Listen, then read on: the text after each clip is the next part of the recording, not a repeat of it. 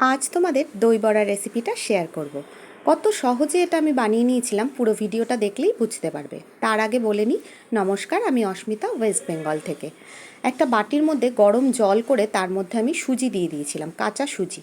সুজিটাকে খুব ভালো করে সেদ্ধ করে শুকনো খোলায় ভাজা জিরে দিয়ে দিয়েছিলাম, আর পরিমাণ মতো একটু নুন দিয়ে ভালো করে এটাকে সেদ্ধ করে একটা আলু আমি আগেই সেদ্ধ করে একসাথে এটাকে মেখে নিয়েছিলাম, মেখে একটা ডো বানিয়ে নিয়েছিলাম। মাখার সময় 1 টেবিল চামচ মতো বেসনও দিয়ে দিয়েছিলাম। সব একসাথে মেখে এইভাবে গোল গোল করে মাঝখানে একটা ফুটো মতো করে এইভাবে শেপ দিয়ে আমি এটাকে বানিয়ে নিয়েছিলাম। এটা কিন্তু স্টোর করে রাখতে পারো ফ্রিজে 7 দিন মতো।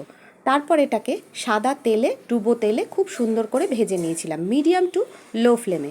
খুব আস্তে আস্তে এটাকে ভাজতে হবে।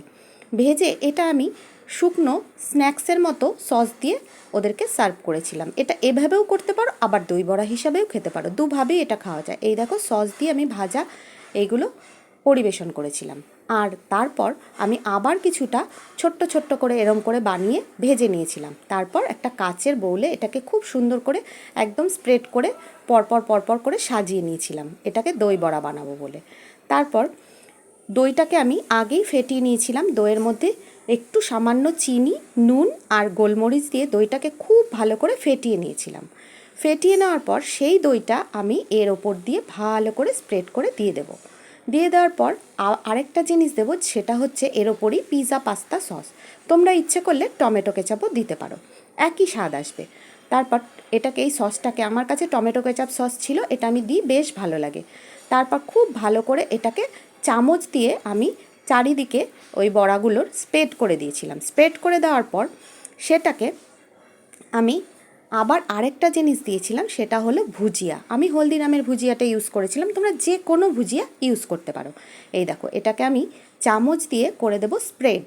তারপর এর ওপরে আমি ছড়িয়ে দেব খুব সুন্দর করে আস্তে আস্তে আস্তে আস্তে ভুজিয়াটা দেওয়ার পর, এটা কিন্তু ভুজিয়াটা না দিলে খেতে কিন্তু টেস্টটা কমে যাবে।